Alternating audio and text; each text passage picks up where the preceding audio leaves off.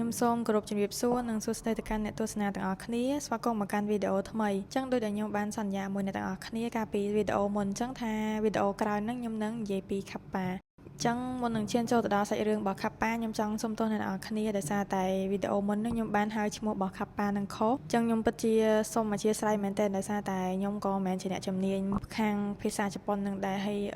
រឿងរ៉ាវទាំងអស់ដែលខ្ញុំបានមកហ្នឹងដោយសារខ្ញុំចូលចិត្តយកកាយរបស់ជប៉ុនចឹងទៅបាទខ្ញុំស្រាវជ្រាវហើយខ្ញុំបញ្ចែករំលែកទៅកាន់អ្នកនរគ្នាអញ្ចឹងខ្ញុំពិតជាសូមអភ័យទោសដែលខ្ញុំហៅឈ្មោះរបស់ខាប់ប៉ានឹងខុសចឹងកុំឲ្យខាត់ពេលយូរយើងទៅដឹងអំពីសាច់រឿងរបស់ខាប់ប៉ាទាំងអស់គ្នាខាប់ប៉ាគឺជាអមនុស្សជប៉ុនមួយប្រភេទដែលចូលចិត្តរស់នៅក្នុងទន្លេស្រះហើយនិងបឹង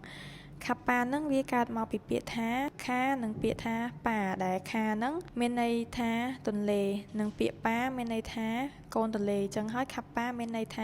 ាកូនទន្លេឬក៏កូនអរិយទន្លេអញ្ចឹងតាមរយៈរឿងព្រេងផ្សេងគ្នានិងតំបន់ផ្សេងគ្នា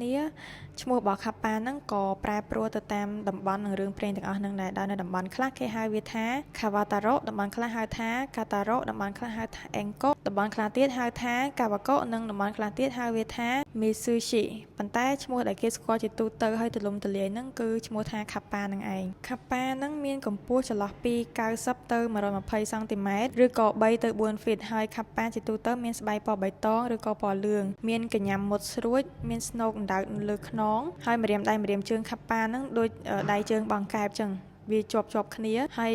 យគេនិយាយថាដៃរបស់ខាប់ប៉ាហ្នឹងអាចបលូតបានខាប់ប៉ាមានមាត់ដូចចពុះហើយមានភ្នែកមូលនិងមានក្លិនឆ្អាបដូចក្លិនត្រីចឹងហើយនៅលើក្បាលរបស់ខាប់ប៉ាហ្នឹងផងដែរមានចានដាក់ទឹកមួយដែលជុំវិញចានដាក់ទឹកហ្នឹងមានសក់ក្បាលរបស់ខាប់ប៉ាហ្នឹងដុសជុំវិញចានដាក់ទឹកហ្នឹងចឹងថ្មីត្បិតតែខាប់ប៉ាហ្នឹងវាជាអមនុស្សមែនតែគេនិយាយថាខាប់ប៉ាហ្នឹងវាមិនមែនជាខ្មោចទេដោយខាប់ប៉ាហ្នឹងវាអាចហែទឹកបានអាចដើរបានអាចនិយាយអាចញ៉ាំអាហារហើយខាប់ប៉ាហ្នឹងវាចូលចិត្តលេងបោកច្បាប់ជាមួយមនុស្សមួយស្មើទៀតហើយពេលវាដើរទៅវាបសល់ស្លាកស្នាមដានជើងអញ្ចឹងគេនិយាយថាវាជាអមនុស្សមែនតែវាមិនមែនជាខ្មោចដែលមានតា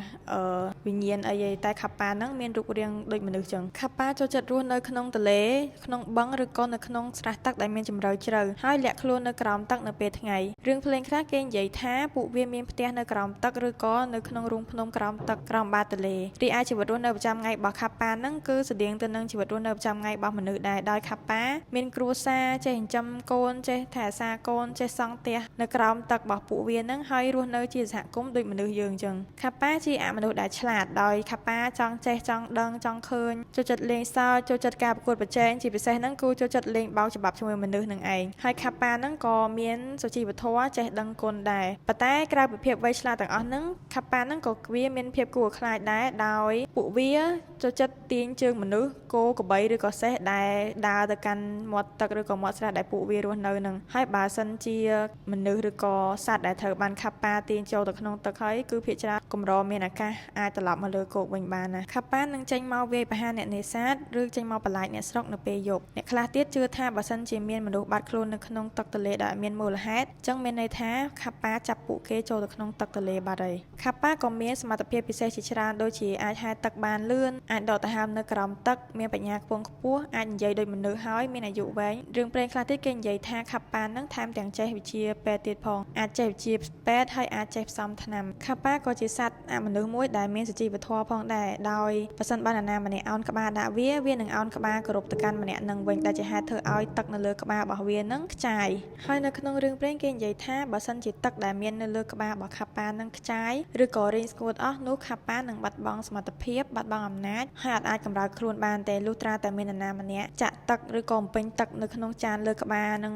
របស់វាវិញបានខាប់ប៉ានឹងអាចកម្រើកវិញបានអញ្ចឹងគេនិយាយថាបើសិនជាមនុស្សណាម្នាក់ទៅចាក់បំពេញទឹកនៅលើក្បាលរបស់ខាប់ប៉ានឹងឲ្យវាវិញនោះខាប់ប៉ានឹងដឹងគុណមនុស្សម្នាក់នឹងស្មោះស្ម័គ្រជាមួយមនុស្សម្នាក់នឹងអស់មួយជីវិតខាប់ប៉ាមានភាពល្បីល្បាញដោយសារតែវាចូលចិត្តស៊ីទៅសក់ដូច្នេះហើយមនុស្សបានបណ្តែតទៅសក់ទៅតាមដងទន្លេដើម្បីឲ្យខាប់ប៉ានឹងស៊ីអ្នកខ្លះទៀតបានទៅសេឈ្មោះសមាជិកគ្រួសារទៅសេឈ្មោះមនុស្សជាទីស្រឡាញ់របស់គេនៅលើផ្លែទៅសក់ហើយបហូរវាទៅតាមទឹកទន្លេដែលសង្ឃឹមថានៅពេលដែលខាប់ប៉ាបានឃើញឈ្មោះមនុស្សជាទីស្រឡាញ់របស់ពួកគេនៅលើផ្លែទឹកសក់នឹងហើយខាប់ប៉ានឹងទុកជីវិតឲ្យមនុស្សជាទីស្រឡាញ់របស់គេរឿងព្រេងខ្លះគេនិយាយថាខាប់ប៉ានឹងចូលចិត្តស៊ីសាច់មនុស្សផងដែរដោយវានឹងស៊ីសាច់មនុស្សដែលពួកវាបានទាញជើងចូលទៅក្នុងទឹករីឯរឿងព្រេងខ្លះទៀតគេនិយាយថាខាប់ប៉ាវាអត់ស៊ីសាច់មនុស្សទេវាគ្រាន់តែដកហូតយកសារធាតុមួយយ៉ាងដែលមាននៅក្នុងខ្លួនមនុស្សដែលមានឈ្មោះថា Shiri Kodama ដែលខាប់ប៉ាជឿជាក់ថាសារធាតុហ្នឹងវាមានពលឹងឬក៏មានធម្មពលនៅក្នុងហ្នឹងអញ្ចឹងហើយវាដកយកសារធាតុហ្នឹងចេញពីគូទរបស់មនុស្សចឹងដោយសារតែភាពភ័យខ្លាចចំពោះមនុស្សទៅលើខាប់ប៉ាហ្នឹងនៅក្នុងប្រទេសជប៉ុនហ្នឹងនៅក្នុងតំបន់ខ្លះគេបានដាក់ផ្លាកហាមកុំឲ្យចូលទៅជិតទន្លេកុំឲ្យចូលទៅជិតមាត់បឹងឬក៏មាត់ស្រះណាមួយដើម្បីសម្គាល់ឲ្យមនុស្សដឹងថានៅក្នុងកន្លែងហ្នឹងអាចនឹងមានខាប់ប៉ាហើយគេហាមអត់ឲ្យមនុស្សទៅជិតតំបន់ហ្នឹងឯងព្រោះខ្លាចថាខាប់ប៉ានឹងចាប់ទាញជើងរបស់ពួកគេធ្លាក់ចូលទៅក្នុងទឹកស្រះទឹកទន្លេឬក៏ទឹកបឹងដែលមានខាប់ប៉ារស់នៅចឹងទាំងអស់ហ្នឹងសុទ្ធសឹងតែជារឿងរ៉ាវផ្សេងៗដែលតាក់ទងជាមួយនឹងខាប់ប៉ាឥឡូវហ្នឹងខ្ញុំចង់មកប្រាប់អ្នកទាំងអស់គ្នាអំពីរឿងព្រេងផ្សេងៗដែលពាក់ព័ន្ធជាមួយនឹងខាប់ប៉ាម្ដងរឿងព្រេងទី1របស់យើងហ្នឹងគឺរឿងព្រេងតាក់ទងជាមួយនឹងខាប់ប៉ាជាមួយនឹងសត្វសេះរបស់កសិករម្នាក់ដោយការពីជំនាន់មុនហ្នឹងកសិករម្នាក់ហ្នឹងគាត់បានចងសេះរបស់គាត់នៅជិតមាត់ទន្លេមួយហើយខាប់ប៉ាឃើញសេះហ្នឹងហើយក៏ចង់ចាប់ទាញសេះហ្នឹងចូលទៅក្នុងទឹកទន្លេវាក៏បានព្យាយាមទាញសេះហ្នឹងតែដោយសារតែសេះហ្នឹងភ័យខ្លាចពេកវាក៏លួចកជ្រោលហើយបន្ទាប់មកក៏បានធាក់ខាប់ប៉ាហ្នឹងដោយសារតែខាប់ប៉ាហ្នឹងចាញ់សេះហ្នឹងត្រូវបានសេះហ្នឹងធាក់មួយជើងត្រឡប់ត្រឡិនទៅវាក៏ខ្មាស់អៀនជាមួយនឹងកសិករហ្នឹងខ្លាំងមែនទែនហើយដោយសារតែភាពខ្មាស់អៀនហ្នឹងវាក៏បានទៅសុំទោសកសិករហ្នឹងហើយសន្យាថានឹងអត់មកចាប់ទាញសេះឬក៏លួចសេះរបស់កសិករទៀតទេហើយពេលខ្លះខាប់ប៉ាហ្នឹងថែមទាំងចេញមកជួយកសិករហ្នឹងធ្វើស្រែចម្ការធ្វើដំណាំរបស់គាត់ទៀតផងសាច់រឿងទី2វិញគឺខាប់ប៉ាជាមួយនឹងអ្នកសាមុរ៉ៃដោយការពីជំនាន់មុនហ្នឹងមានអ្នកសាមុរ៉ៃម្នាក់គាត់បានជួបជាមួយនឹងខាប់ប៉ាដ៏ចៃដន្យហើយខាប់ប៉ាហ្នឹងក៏ចង់ប្រយុទ្ធជាមួយគាត់អញ្ចឹងជំនួសឲ្យការដកដាវរបស់គាត់សម្លាប់ឬក៏ចាក់ទៅលើខាប់ប៉ាអ្នកសាមុរ៉ៃហ្នឹងគាត់អត់ធ្វើចឹងទេ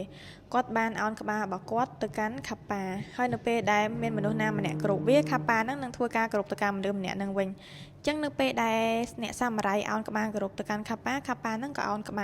លដែលជាហេតុធ្វើឲ្យទឹកនៅក្នុងក្បាលរបស់ខាប់ប៉ាហ្នឹងខ្ចាយខណៈពេលដែលទឹកខ្ចាយខាប់ប៉ានឹងអត់អាចកម្រើកបានទេអញ្ចឹងអ្នកសាមុរ៉ៃហ្នឹងគាត់អាចសម្លាប់ខាប់ប៉ានឹងពេលណាក៏បានដែរតែជាជាងឲ្យការសម្លាប់ខាប់ប៉ាជាជាងឲ្យការដកដាវរបស់គាត់ចាក់ទៅលើខាប់ប៉ាអ្នកសាមុរ៉ៃហ្នឹងអត់ធ្វើចឹងទេគាត់បានចាក់ទឹកហ្នឹងទៅលើក្បាលរបស់ខាប់ប៉ានឹងវិញហើយចាប់តាំងពីពេលហ្នឹងមកខាប់ប៉ាហ្នឹងអត់ធ្វើបាបអ្នកសាមុរ៉ៃទៀតទេហើយពួកគេក៏ខ្លាចទៅជាមិត្តល្អនឹងគ្នាហើយសន្យាថានឹងឈប់ចេញមកធ្វើបាបអ្នកភូមិទៀតហើយសាច់រឿងទី3របស់យើងវិញគឺខាប់ប៉ាជាមួយនឹងកសិករដោយការពីជំនាន់មុនហ្នឹងកសិករម្នាក់គាត់បានប្រទះឃើញខាប់ប៉ាជាប់អន្ទាក់ដោយសារតែការជាប់អន្ទាក់ហ្នឹងវាយូរថ្ងៃហើយអញ្ចឹងទឹកនៅលើចាននៅក្នុងក្បាលរបស់ខាប់ប៉ាហ្នឹងវាក៏រីងស្ងួតអស់ដែលឃើញបែបហ្នឹងកសិករគាត់ក៏អាណិតខាប់ប៉ាហើយគាត់អត់សម្លាប់ខាប់ប៉ាទេតែផ្ទុយទៅវិញគាត់បានចាក់ទឹកបំពេញឲ្យខាប់ប៉ាហ្នឹងអញ្ចឹងបន្ទាប់ពីចាក់ទឹកហ្នឹងហើយភ្លាមខាប់ប៉ាហ្នឹងក៏អាចកម្រើកខ្លួនវិញបានភ្លាមហើយវាបានដឹងគុណយ៉ាងខ្លាំងចំពោះកសិករម្នាក់ហ្នឹងអញ្ចឹងវាក៏បានសន្យានឹងកសិករហ្នឹងថាវានឹងជួយឲ្យដំណាំនិងស្រែចម្ការរបស់កសិករហ្នឹងលូតលាស់ប្រសើរខ្លាំងជាងមុនហើយវានឹងជួយការពារស្រែចម្ការរបស់កសិករហ្នឹងអញ្ចឹងចាប់តាំងពីពេលហ្នឹងមកស្រែចម្ការរបស់កសិករហ្នឹងបានរីកលូតលាស់ផ្ដល់នៅផលផ្ដល់នៅផ្លែផ្កាល្អជាងឆ្នាំណាៗទាំងអស់អញ្ចឹងហើយបានជានៅចំនួនមុនហ្នឹងមានអ្នកខ្លះហ្នឹងពួកគាត់ជឿក៏ដូចជាគោរពខាប់ប៉ាជាជាងការភ័យខ្លាចទៅលើខាប់ប៉ាទៀតហើយអ្នកខ្លះថែមទាំងធ្វើការបដាតសក់ទៅតាមទន្លេឲ្យខាប់ប៉ានឹងទៀតដើម្បីជាការដឹងគុណទៅដល់ខាប់ប៉ាដែលបានជួយមើលថែរក្សាចម្ការឬក៏ដំណាំរបស់ពួកគេឲ្យទទួលបានផលល្អសាច់រឿងទី4វិញគឺខាប់ប៉ាជាគ្រូពេទ្យឆ្អឹងអញ្ចឹងនៅជំនាន់មុនមានខាប់ប៉ាមួយហ្នឹងគាត់បានធ្វើឲ្យបរិសម្នាក់ដែលជាកសិករហ្នឹងលបួសដោយចៃដន្យដោយធ្វើឲ្យគាត់ហ្នឹងបានបាក់ឆ្អឹងចឹងហើយដោយសារតែខ្លួនមានការខ្មាស់អៀននៅក្នុងខ្លួនដែលធ្វើឲ្យមនុស្សរងរបួសខាប់ប៉ាក៏បានជួយព្យាបាលបរិសនឹងបន្ទាប់ពីព្យាបាលបរិសនឹងហើយវាថែមទាំងជួយបរិញ្ញាអ្នកស្រុកនឹងឲ្យយល់ដឹងពីវិធីសាស្ត្រនៅក្នុងការព្យាបាលឆ្អឹងនៅខ្លួនឯងទៀតចឹងហើយបានគេនិយាយថាខាប់ប៉ានឹងមិនត្រឹមតែជាអមនុស្សទេប៉ុន្តែថែមទាំងជាគ្រូពេទ្យដែលចេះនៅក្នុងការព្យាបាលជំងឺរបស់មនុស្សថែមទៀតមានមនុស្សខ្លះទៀតថែមទាំងនិយាយថាដូនតារបស់ពួកគេនឹងចេះវិធីសាស្ត្រនៅក្នុងការព្យាបាលចេះវិធីសាស្ត្រនៅក្នុងការផ្សំឱសថដោយសារតែទទួលបានការបង្រៀននិងការណែនាំពីខាប់ប៉ានឹងឯងរឿងព្រេងទី5ខាប់ប៉ាជួយសង្គ្រោះអ្នកភូមិចឹងមានអ្នកភូមិគាត់បានឃើញខាប់ប៉ាមួយដែលរងរបួសចឹងហើយគាត់ក៏បានជួយព្យាបាលឲ្យខាប់ប៉ានឹងបន្ទាប់ពីទទួលបានការជួយពីអ្នកភូមិខាប់ប៉ានឹងក៏បានដឹងគុណទៅលើអ្នកភូមិហើយបានសន្យាថានឹងឈប់រករឿងអ្នកភូមិក៏ដូចជាឈប់អុកឡុកភូមិទៀតហើយចាប់តាំងពីពេលហ្នឹងមកខាប់ប៉ាតែងតែជួយការពារអ្នកភូមិហើយតែងតែផ្ដល់សញ្ញាឲ្យអ្នកភូមិដឹងមុនប្រសិនបើមានគ្រោះទឹកជំនន់ឬក៏ខ្យល់ព្យុះណាមួយដែលអាចកើតមានលើអ្នកភូមិចឹងហើយដើម្បីដឹងគុណទៅកាន់ខាប់ប៉ាវិញអ្នកភូមិតែងតែធ្វើការដាក់សែននៅផ្លែត្រសក់ទៅឲ្យខាប់ប៉ាហ្នឹងនៅតាមទីសក្ការៈបូជា សាច់រឿងចុងក្រោយវិញគឺជើងឯកចំបាប់ខាប់ប៉ាចឹងដែលខ្ញុំបាននិយាយមុននឹងចឹងថាខាប់ប៉ាគាត់ចូលចិត្តលេងបោកច្បាប់ជាមួយនឹងមនុស្សហាចឹងដោយរឿងព្រេងហ្នឹងគេនិយាយថាខាប់ប៉ាហ្នឹងតែងតែពពោលអ្នកភូមិបោកច្បាប់ជាមួយគ្នាចឹងបើសិនជាយើងអាចឈ្នះទៅលើការប្រកួតនឹងបានខាប់ប៉ាហ្នឹងនឹងគ្រាន់តែដើរចាញ់ទេប៉ុន្តែបើសិនជាយើងចាញ់វិញពេលខ្លះខាប់ប៉ាហ្នឹងគ្រាន់តែសើចចំអកយើងតែប៉ុណ្្នឹងឯងតែនៅក្នុងរឿងខ្លះទៀតគេនិយាយថា